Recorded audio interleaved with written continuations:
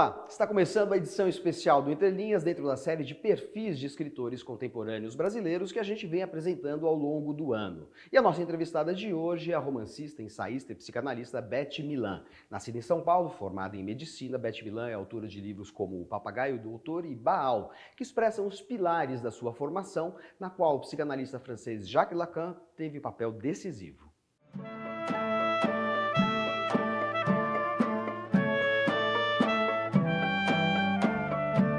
Beth, há dois temas que são transversais na sua obra, a psicanálise e a experiência da imigração. Como é que esses dois temas se encontram? Olha, se não fosse a imigração, eu não teria ido fazer a minha psicanálise com Lacan na França.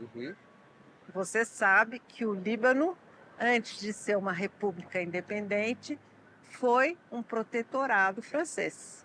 Então, os meus ancestrais que tiveram que imigrar por causa do Império Otomano, veneravam a França. Eu fui educada tendo como referência a cultura francesa, sobretudo em São Paulo.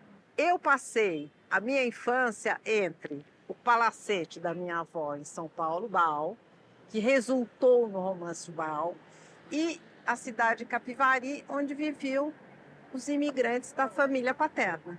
E era realmente uma vida mediterraneana. Me lembro perfeitamente das cadeiras na frente das casas, onde a gente conversava, da minha tia dançando dabke, da minha avó e da minha tia-avó discutindo por causa da receita de um prato. Tinha que haver uma fidelidade absoluta à tradição.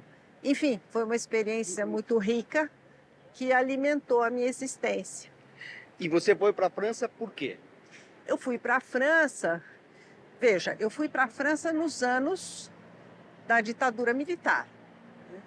Mas por causa da ditadura? Não só.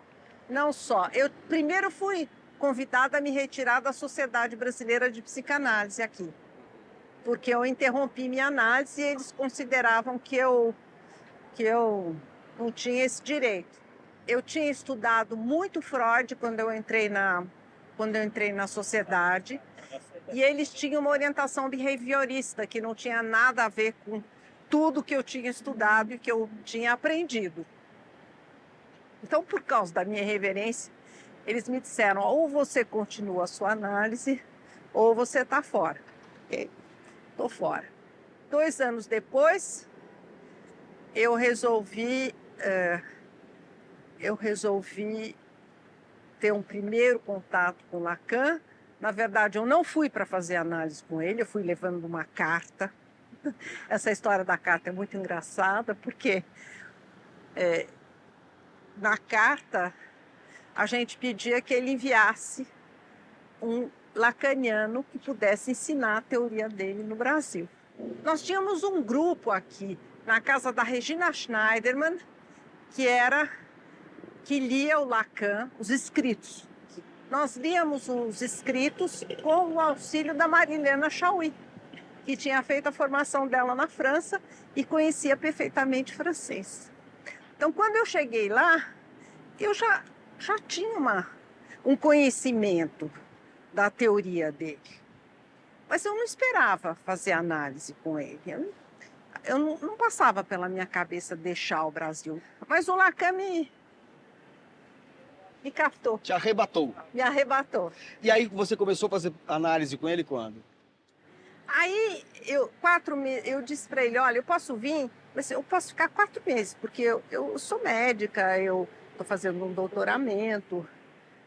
Ele disse: ótimo, então não deixe de me escrever. Aí eu fui passar 4 meses, e depois dos 4 meses, eu acabei me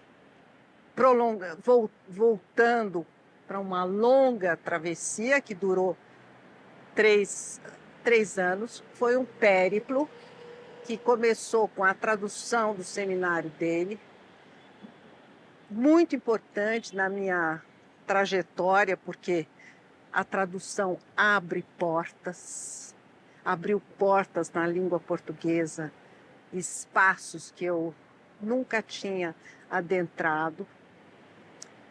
E depois da tradução, bom, eu fiz a análise toda, daí eu voltei para o Brasil, fundei uma escola, o Colégio Freudiano do Rio de Janeiro. Foi muito importante no começo do movimento. De lá saíram as outras escolas.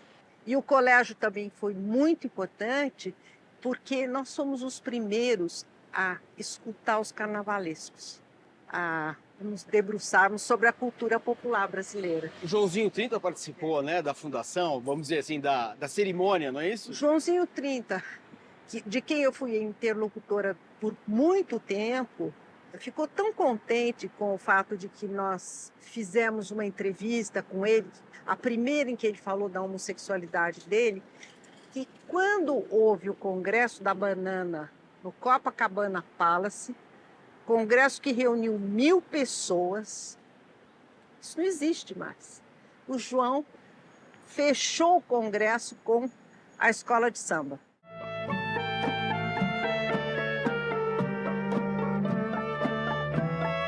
Beth, nos seus relatos sobre a sua análise com Lacan, aparece muito o tema da barreira linguística. E há um momento que você descreve no Lacan ainda, que parece ser fundante tanto da sua experiência com a psicanálise, quanto da sua experiência literária. Você fala para o Lacan que você não consegue transmitir algumas coisas a ele, porque há termos em português que ele não entenderia, como, por exemplo, saudades ou pombagira, termos da Umbanda com os quais você sonha. E daí você narra uma cena em que você, depois de expressar essa incomunicabilidade, diz: depois de ter sido uma brasileira que falava o português sem consciência da sua relação com a língua, eu havia acabado de me dar conta de que só nela eu pisava em terra firme. E daí, neste momento, pela primeira vez, você deita no divã e você, portanto, entra de fato em análise com o Lacan. Ele sacou que a questão da língua era fundamental, mas também era fundamental não romper o processo analítico, né? Ele dizia sempre, primo non rompere. Eu disse a ele, me dá 3 meses e eu vou estar em condições de fazer análise em francês. E passei 3 meses estudando a literatura, lendo Proust, lendo Céline, que eu preferia a Proust, porque era um texto mais próximo da oralidade, e comecei a fazer a minha análise. Mas eu ficava sentada na frente dele, eu não ia para o divã, porque eu era médica, psiquiatra, e eu achava que não era o caso de ir para o divã. Até que um belo dia, confrontada com a impossibilidade de dizer tudo o que eu queria na língua francesa, eu entrei no consultório e fui direto para o divã, ainda assim, chorando mesmo, muito emocionada com a dificuldade pela qual eu estava passando. E ele me disse, porque ele era extremamente teatral, e ele me disse, ne vous désolez pas, não fique desolada, você conquistou o divã magistralmente. Quer dizer, ele era um homem de teatro, era um poeta, né? Agora, ele é seu, portanto. Bom, por que o divã se torna da gente? Ele se torna da gente porque a partir do momento em que você não está mais no face a face, você estabelece com a palavra uma relação particular. E é através dessa relação com a palavra que o sujeito vai constituindo o processo analítico a sua epopeia. Porque cada um de nós tem uma epopeia. Só que a gente não tem consciência dela. E a análise permite chegar a isso. O que eu acho é que a relação com Lacan permitiu estabelecer com a língua portuguesa uma relação diferente. Porque os franceses são nominalistas, eles têm uma exigência de precisão absoluta. Você fala aqui que a língua francesa é um espartilho, né? É um espartilho. Então, por ter aceitado viver nesse espartilho, eu acho que eu adquiri a possibilidade de ter uma clareza muito grande na escrita da língua portuguesa. E quando eu me separei do Lacan, quando a análise terminou, entre aspas, não sei até que ponto uma análise termina, eu passei a escrever o Sexo Furo. Foi o primeiro romance que eu escrevi. Depois do Sexo Furo teve A Paixão de Lia e depois da Paixão de Lia teve O Amante Brasileiro. São 3 livros que falam de saídas possíveis para, vamos dizer assim, uma situação de impasse conjugal. Amoroso. Amoroso. Não, e o Sexo Furo é justamente sobre uma mulher que é vítima do machismo, que é vítima de uma situação conjugal extremamente opressora. A Paixão de Lia, no qual uma mulher se transfigura, passa por várias transfigurações, né? Primeiro ela vai ao bordel, não, primeiro ela sonha com o amado, na impossibilidade de encontrar o amado, ela vai para o bordel, depois ela se torna uma cortesã, depois ela é lésbica e depois ela é mãe. Eu voltei para o Brasil, depois da análise, com 33 anos. E me casei com Alain quando eu tinha 37. 38 nasceu o Matias. 45, o Alain me disse, olha, ou a gente volta para a França, ou você fica aí, com seu filho, sua clínica. Eu não concebia a ideia do meu filho ser educado sem pai. Então, eu larguei a minha clínica, que era enorme. Enfim, eu passei a vir só de 6 em 6 meses para atender certas pessoas e fui morar na França, onde eu não me integrei mais no meio analítico, eu não queria mais isso não, já tinha feito o percurso, né? E comecei a escrever o romance, O Papagaio Doutor. Anos depois eu encontrei o Jean, com quem eu vivi um amor verdadeiro. Jean, seu companheiro, meu companheiro atual. Uhum. E eu escrevi O Amante Brasileiro, que foi encenado no Oficina. Mas o grande romance que a análise me inspirou foi O Papagaio Doutor, no qual eu trabalhei durante muitos anos, 5 anos.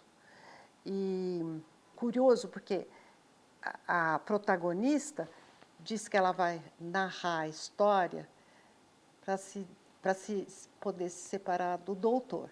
Ela não nomeia o doutor, né? Mas, ao narrar a história, ela tanto conta o processo analítico quanto o processo da imigração. Ela associa as sessões analíticas com as histórias da imigração. Então, foi um romance que eu escrevi que a rememoração estruturou, né, para evitar a repetição.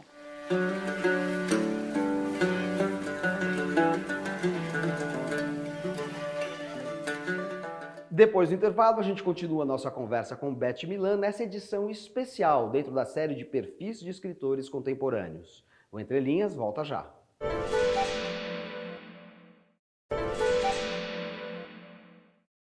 Esse Entre Linhas especial está de volta e a gente continua a nossa conversa com Beth Milan. Além de questões ligadas à imigração e à psicanálise, a obra da escritora tem outros vetores fortes, como a experiência da morte e do luto, mas também um vínculo profundo com a cultura brasileira, o futebol e o carnaval. Eu mal cheguei no consultório do Lacan, a primeira vez, ele me disse, qual é a sua origem? Quer dizer, ele atentou para a questão da ancestralidade imediatamente. E essa questão é muito importante porque o descendente do imigrante tem uma tendência à xenofobia. Porque, primeiro, o imigrante ele é vítima da xenofobia, mas ele não é só vítima da xenofobia, ele tende a ser xenófobo também. Eu me lembro, na minha infância, dos meus avós dizendo Brasilii, significava essa gente inculta, esses nativos, nós temos 4.000 anos de tradição. Existia a xenofobia e depois a autoxenofobia, né, que eu pude superar graças à análise. Autoxenofobia em 2 sentidos. Primeiro, porque eu pude aceitar as origens árabes. Eu era chamada de turquinha aqui no Brasil. E também eu pude aceitar a feminilidade, porque eu sou a filha mais velha de uma família onde não nasceu nenhum homem. Então eu tinha que, para corresponder à expectativa da família, eu tinha que ser, de algum modo, homem. E a maternidade era impossível. Precisava superar a rejeição das origens e a rejeição do sexo biológico. Quer dizer que a minha questão também era uma questão de gênero, né? E depois esse tema da xenofobia e da autoxenofobia eu retomei no romance Baal. Ele aparece muito no Papagaio Doutor, cuja personagem central é a Seriema, e eu vou contar por que esse nome. Emi, em árabe, quer dizer mãe, e a Seriema contém o ser mãe. Ser mãe. Agora, o mais curioso é que eu não escolhi esse nome sabendo que tinha a ver com a mãe. Veio, né? Tem coisas que se impõem. Então, a questão da ancestralidade aparece no Papagaio Doutor e no outro romance da imigração que eu escrevi, que é o Baal. Que é um romance muito mais recente, de Muito mais 2019. recente, é. E aí a gente tem outras conexões a serem feitas, porque o Baal também conecta com a história brasileira, a história tanto da imigração libanesa para o Brasil, especificamente para São Paulo, mas também com a relação do Brasil com a sua memória, porque Baal é o nome do palacete da família Destruído. que vai ser destruído pelos herdeiros daquele patriarca, que agora narra a história de um ponto de vista Ele é um pouco singular, né? O narrador dentro da tradição do Brás Cubas machadiano. Ele é um narrador defunto, né? Ou um defunto narrador. Porque só um defunto narrador podia narrar essa história que eu conto no Baal.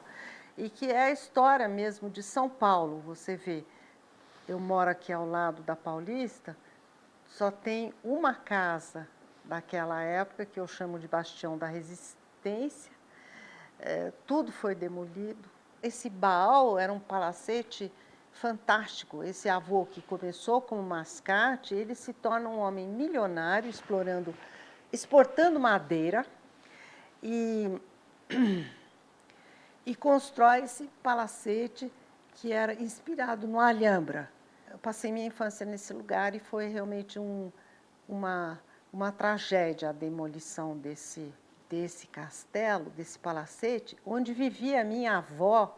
A história da relação dos filhos com ela é uma história de machismo, sabe? Ela acabou enlouquecendo, porque ela era filha única desse imigrante libanês que fez essa imensa fortuna e fez o palácio para ela, e ela acaba perdendo tudo por causa dos filhos homens. Beth Milan é uma paulistana de origem libanesa que vive boa parte do ano em Paris, cidade à qual dedicou livros de crônicas poéticas. Uma escritora que tematiza em sua obra a imigração, o estranhamento cultural e que no livro A Força da Palavra reuniu entrevistas com escritores e pensadores de dimensão internacional como François Sagan, Nathalie Sarraute, Jacques Derrida e Otávio Paz. São traços cosmopolitas que poderiam sugerir uma autora alheia às correntes profundas da vida brasileira. Mas essa psicanalista refratária aos rigores institucionais, que encontra na experiência da morte do luto uma das tônicas dominantes de sua ficção, também reverencia em seus livros a brasileiríssima cultura do brincar. Os Bastidores do Carnaval é um livro-objeto com fotografias de Jorge Bodansky e Jorge Hirata, no qual Beth Milan entremeia fragmentos de textos a imagens de alegorias, adereços e barracões de escolas de samba para materializar a intuição do texto de abertura.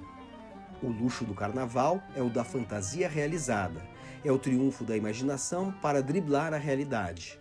O carnaval é um culto paradoxal do esquecimento, pois através dele rememoramos o passado, reinventamos todo ano a nossa história. E se os bastidores do carnaval nasceu do encontro com o carnavalesco Joãozinho 30, o País da Bola aborda a outra paixão nacional, numa reflexão que costura textos de escritores e sociólogos a depoimentos para o livro de jogadores como Gilmar, Bellini, Sócrates, Zico, Beckenbauer e Platini, para mostrar que, assim como o carnaval, o futebol brasileiro é a cultura fluindo através da brincadeira, que o estilo do nosso jogo é o de um povo que se entrega à imaginação porque vê nela uma saída.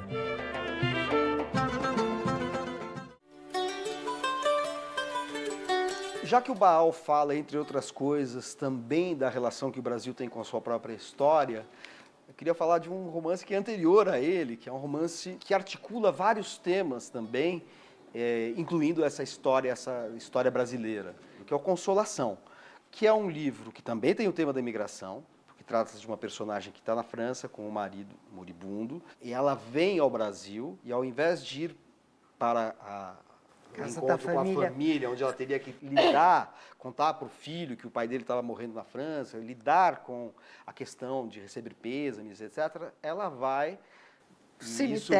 Isso vai dando uma conotação meio sobrenatural quase ao romance. Ela vai passear no cemitério da Consolação, em busca de uma certa consolação também existencial. E ali há um encontro com vultos do modernismo brasileiro. Os meus ancestrais literários.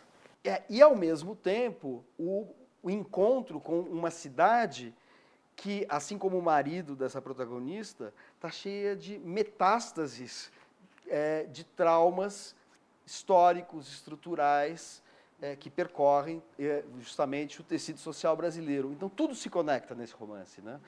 O tema da imigração, o tema afetivo, da perda amorosa, do luto, enfim, da deterioração do corpo e, ao mesmo tempo, do tecido social. A gente sempre tem dúvida em relação ao que faz, ao que fez. Mas, naquela época, eu passei um ano na Avenida Paulista entrevistando os moradores de rua. Eram poucos naquela época, mas os mendigos. E eu conhecia todos. Passei um ano conversando com essas pessoas e depois fui para um cemitério, onde eu fiquei também um bom tempo, e foi no cemitério que eu elaborei o discurso do Mário de Andrade, o discurso do Oswald de Andrade com a personagem, né?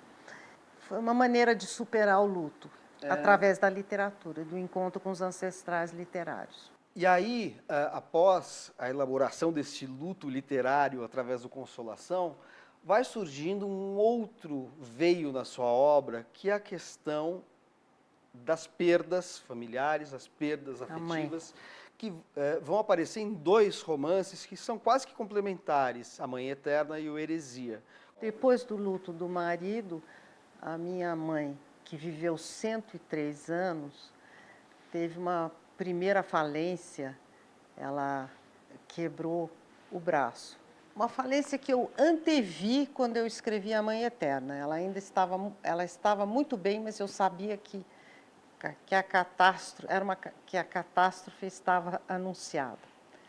E depois da Mãe Eterna é que ela teve essa queda, e daí os últimos 6 anos foram de dependência, embora a gente tenha convivido com ela, embora ela brindasse, embora eu levasse ela no restaurante, etc., mas foram anos muito difíceis. E aí eu escrevi o Heresia, que é um livro no qual eu falo da importância da solidariedade de uns em relação aos outros no que diz respeito ao fim da vida. Não prolongar a vida inutilmente, possibilitar o suicídio assistido, enfim, passam a ser temas muito importantes. Eu me vali da ficção para ser transgressiva. Escritor a gente nasce, diz o Fernando Pessoa, mas a gente pode vir a ser verdadeiramente ou não. A gente precisa aprender a ser escritor. O Lacan dizia claramente que a psicanálise não faz um escritor. E eu tenho certeza que eu nasci para ser escritora. E eu fui fazer psicanálise porque eu era médica e era a via mais próxima da literatura.